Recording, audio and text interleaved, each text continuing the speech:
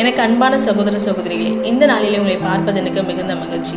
நம்ம எல்லாருக்குமே ஆண்டவருடைய புத்திரராக மாறணும்னு ரொம்ப ஆசை. அதாவது புத்திரனா பிள்ளையாகணும்னு ரொம்ப ஆசை. ஆனால் மத்தேயு 5ஆம் அதிகாரத்தில் ஃபுல்லாக நான் அது சொல்லிட்டு இப்படி செய்வதினால், அந்த அதிகாரம் ஃபுல்லாக இப்படி செய்யணும் சொல்லிட்டு 45வது வசனத்தில் இப்படி செய்வதனால் நீங்கள் உங்களுடைய பிதாவுக்கு புத்திரராக இருப்பீர்கள் என்று இயேசு கிறிஸ்து சொல்கிறார். அதில் நிறைய விஷயங்கள் ஆண்டவர் சொல்லியிருக்கிறார். என்னென்னா, அதாவது நம்மளுடைய சகோதரர் பார்த்து நம்ம மூடனே, முட்டாள் அந்த மாதிரி நம்ம சொல்லக்கூடாதான்.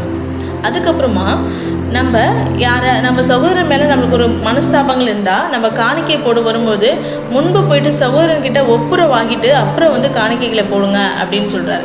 அதே மாதிரி எந்த ஸ்திரீயையும் நம்ம இச்சையோடு பார்க்கக்கூடாதான்.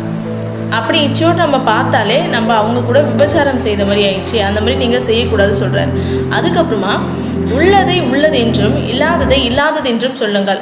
அதாவது உண்மை எது நடந்ததோ நடந்ததுன்னு சொல்லுங்கள், பொய் சொல்லாதீங்க அப்படின்னு சொல்கிறாரு. இன்னொன்று, பொய்யான இடக்கூடாது சொல்கிறாரு. அதே மாதிரி நீங்கள் சத்தியம் பண்ணக்கூடாது.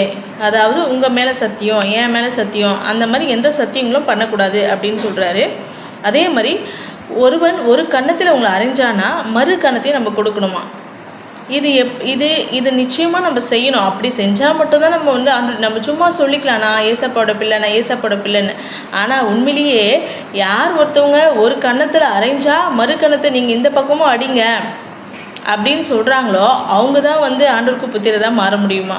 அதே மாதிரி யாராச்சும் ஒரு திங்ஸ் உங்ககிட்ட பிடுங்கணும்னு நினைக்கிறாங்கன்னா தயவு செஞ்சு உங்களுக்கு கொடுத்துருங்க, அதை நீங்கள் இதை எடுத்துக்கோங்கன்னு சொல்லிவிடுங்க. அதே மாதிரி யாராச்சும், அதாவது ஆண்டவர் சொல்கிறாரு, ஒருவன் உன்னை 1 மைல் தூரம் வர பலவந்தம் படுத்தினால் அவனோட 2 மைல் தூரம் போ. உங்கள் திங்ஸ் தான் இது, அது உங்களுக்கு எடுக்கணும் பிடுங்கணும்னு நினைக்கிறாங்க, தயவு செஞ்சு விட்டுருங்க, அவங்க எடுத்துக்கிட்டோம்.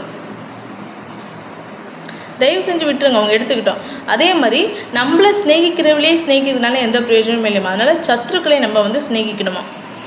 யாரெல்லாம் நம்மளை சபிக்கிறாங்க, இன்னும் நல்லாவே இருக்க மாட்டேன் அப்படின்னு சொல்கிறாங்கன்னா அவங்கள போயிட்டு நம்ம ஆசீர்வதிக்கணுமா. நீங்கள் நல்லா இருப்பீங்கன்னு மனசார நம்ம அவங்கள ஆசீர்வதிக்கணுமா. அதே மாதிரி யாராச்சும் உங்களுக்கு ரொம்ப கஷ்டத்தை கொடுக்குறாங்க, ரொம்ப நிந்திக்கிறாங்க அவங்களா, அவங்களுக்காக நம்ம ஜெபம் பண்ணணுமா. அப்படி நம்ம செய்யும்பொழுது நிச்சயமாக ஆண்டவருடைய புத்திரராக மாறுமா. இப்படியெல்லாம் ஆண்டவர் சொல்லி இதெல்லாம் நீங்கள் செய்யுங்க, நீங்கள் ஆண்டவரோட புத்திரராக மாறுவீங்கன்னு சொல்லியிருக்கிறாரு. நம்மளும் இந்த நாள் முதல் கொண்டு இதை ஃபாலோ பண்ணுவோம். கர்த்தர் நாமத்துக்கு ஸ்தோத்திரம். ஆமென்.